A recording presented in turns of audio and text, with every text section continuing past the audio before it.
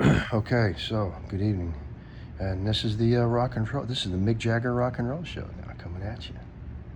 Mick wants to show off some of his rock collection to us. Talk about it a little bit. Ain't that right, Mick? That's right, mate. I can't wait to show me rock collection. Remember, I told you. Yeah. Okay. Okay, Mick. Well, okay, let's do this. All right. So this is some of Mick's rock collection. Hey, mate. All right. What you got, mate? It's a piece of coral, mate. Ancient piece of coral. Watch. I'll show you. See, look at that. You can see that's from a coral down in a shallow sea environment, less than 30 feet or so, mate, 35 or 40. Coral grows in that kind of warm, sunny water. Those are colonies of living things, polyps. They're beautiful little creatures, mate. Anyway, that really is a coral fossil. It's a beautiful. I can't think of the that's not rugosa at all. I know rugosa, but it some kind of a coral species. Father knows exactly, but it's not horn coral. Horn coral is quite common, more common is found as a fossil, but this is not it. So anyway, coral fossil. How many millions? 300 million? 300 million years old. I just got a word from the creator of it, God himself. All right, nice rock, mate. Let me find one. The turbidite? Okay, let me show you the turbidite. All right, Mick, this is a big old heavy rock here, Mick. It's like a mini boulder. This is a really cool rock, Mick. Let me turn you on. See, look at this. It's got fragments of fossils that are poorly preserved. You know, like not seashell fragments, but lake fragments of fossils. This is what they call the lacustrine turbidite. It means it formed inside of a lake. It's a gravity deposit, which are some of the coolest things on Earth, I think. As you can see, it's a very massive rock. But look, here's the bottom of it. These are poorly preserved fossils. This is basically a mudstone, okay, with poorly preserved fossils in it. But the cool thing about it is a turbidite. And what turbidite means is this was a mass of rocks up on the shoreline, basically up on the shore, or shallow along the beach line of a lake, okay? So what happened is maybe an earthquake, was an earthquake? Father, the creator tells me that an earthquake causes gravity slide down the lake, down the slope of the lake, down into the bottom of it, where it picked up speed and accumulated all these things in a tumbled up mass. One of the reasons you know it's a turbidite is because it's all jumbled up. It's not layered, there's no sequence to it. It's just like everywhere. Poorly preserved fossils. But that is a lacustrine turbidite with a lot of fossils from the surface, close to the surface of the beach line. Yeah. About 10 feet. About 10 feet. It went from 10 feet to about 30 feet. Okay, started out at 10 feet below the surface. Surface. 10 feet below the surface. 10 feet below the surface of the water of the lake, and it tumbled due to an earthquake, and it became a turbidite with all the fossils involved in it. But this is my favorite rock. Believe it or not, I really do enjoy turbidites because of what they are. They're common along the west coast of California. You see a lot of turbidite deposits along the beach even. Those are larger slump deposits, which are marine turbidite deposits, meaning they took place in the ocean, not in a lacustrine lake. Lacustrine means lake, and marine means ocean, sea. This is a super awesomely cool rock. It's very massive too. It's heavier than this next rock I'm going to say. But these are all fossils of like little shelled. No crinoids in this at all. This is not marine.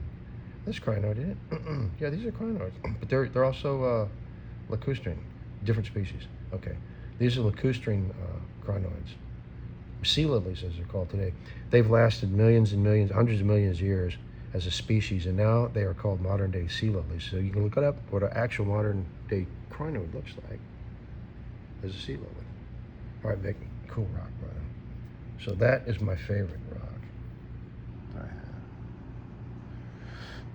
All right, what else we got, Mick? Hey, nice piece of granite. This is a rock you should never take for granted. I'm sorry, Charlie. Granite, you know, great granite. Anyway, this rock comes from the Elephant Rock area down southwest of St. Louis. It's about 100 miles from here, and it's formed in a dome, a batholith, lapillith, batholith.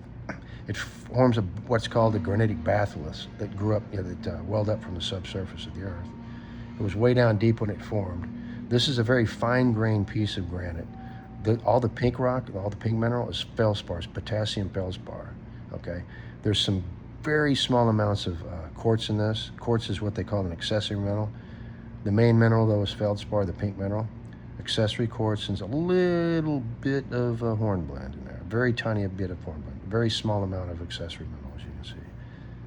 But that comes from it's how old? Billions? 3 billion? 3,200,000 years old. 200 million years old. I'm sorry. 3,200,000,000 years old. Right there in my hand. But it cooled slowly way down below the earth and formed this granite rock. And now it's exposed on the surface down there in southwest of St. Louis in Missouri here. All right, what else we got here, Meg? All right, this is a super cool rock too. All these rocks are cool. Thanks to Father. This is what you call an ultramafic rock. Okay, it's classified as ultramafic. Magnesium, aluminum minerals are abundant in this. Okay, magnesium, aluminum, felsic. You know, there's some quartz in it, right? I think that's the breakdown. Anyway, it's a ultramafic rock, meaning it has greater than 75% of ferromagnesium mineral. Yeah, ferromagnesium minerals, right. So that's why it's so black in color. I'm trying to remember this. It's been a long time since I've said some of these classifications, but that's a classification calling it ultramafic. It has to do with the chemical composition concerning ferromagnesium minerals, which are in abundance in this. The white little minerals you see is some albite, a fine grain, littlest fine grain albite. So it's mostly hornblende, and accessory mineral is albite, and it's ultramafic. 2 billion? 200 million. 200 million years old, Father just told me. But it's a very massive rock. It's very heavy, and I'll get to that here in a second, another part of that. Okay? All right, I'll put that right there. Hey, she's the boss, man. All right, Mick, you have a nice rock collection, baby. And you're going to get nicer once we get together. I got some aquamarine coming your way, and some, which is blue beryl, and also some emerald, which is also another variety, the green variety of beryl. I got some coming your way, bud. And some topaz. I'm going to get you some nice cream-colored topaz. You're going to love it. So anyway, that's coming. Let's go wild off, though. All right, this is another mafic, eh?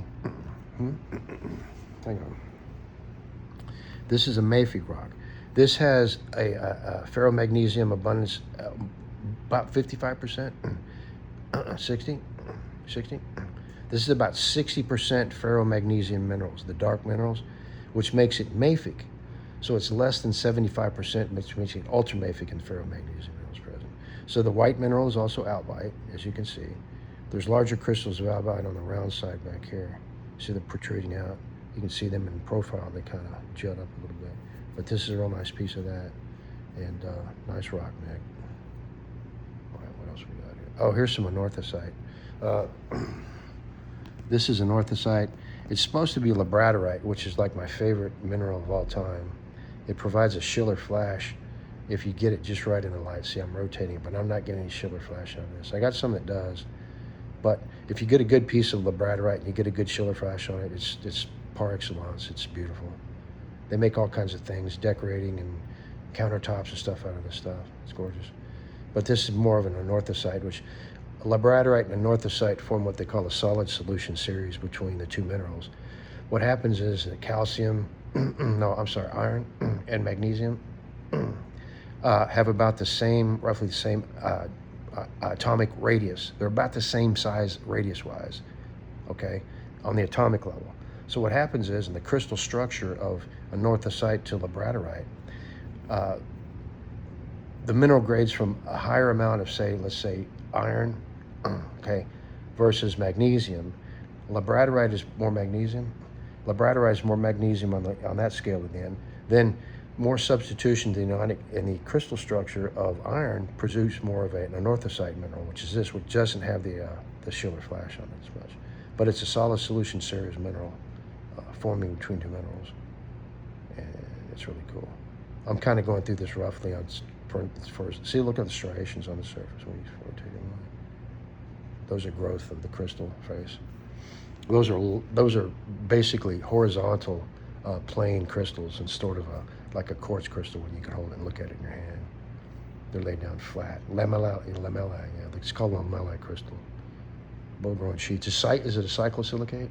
It's a cyclosilicate, right? Okay. Forms in sheets. Yeah. All right. So it's been a long time since I call them. All right. This is another piece of basically hornblende and quartz, albite, quartz. This is a mafic rock. Okay, this is a mafic rock, which means it has a certain amount of the ferromagnesian minerals in it, the darker minerals. And this is also, let me take away for a second. Albite too. Okay, this is the whiter minerals is albite, but this is a very fine-grained rock. It cooled more quickly. But this is what they call a metamorphic rock. It was actually a shale or some sort of, was it shale? I can't remember the pre-existing rock that it was before that. Granite? Mafic. Anyway, it was a different rock before it became this rock. I can't exactly remember the sequence that it would be in terms of metamorphism. But it was another rock before this. It was heated, and the temperature rose up, and the pressure increased on it, and it turned it into a different kind of rock through metamorphism. Temperature and high pressure. So that's what that is. This is basically the same kind of thing as that, but it's a different grain texture to it. You can see it's a little bit coarser grain. This is more of a finer. Oh, where did it go? Yeah, this one is more of a finer grained texture to it, and this is more of a coarser grain. The crystals are bigger, meaning coarser. This is also albite and hornblende. It's a metamorphic rock as well as this one, but you can see the difference in the two. Both are metamorphic. Both contain hornblende and albite in them, but they're a different texture, different grain size, coarse grain size. All right. Well, I guess that's a rock show for tonight, Rick. I got more rocks to see in your collection one of these, next time. So thank you, Mick Jagger, for showing us around your rock room. And again, topaz, aquamarine, and emerald coming your way. Thank you, Mick Jagger, for your time. All right, now, guys, I'm watching the Mets game too, right? Let's see who's winning for a second. I love you, Mick. Waiting on a friend. All right, brother. Yeah, did you guys know out there that the Rolling Stones Waiting on a Friend song is about the Rolling Stones waiting on me, Jesus, Yeah, we're brothers, So I look forward to that blessed reunion of brothers, because we are nothing but that. Spiritual brothers. These guys are incredible in the spirit world, Rolling Stones. They can do what I could do, and then some. Plus, they write great music, you know what I'm saying? But they're one of us. Is that cool? Okay. All right, so watching the Mets game, Charlie Feldman. It's on a commercial right now.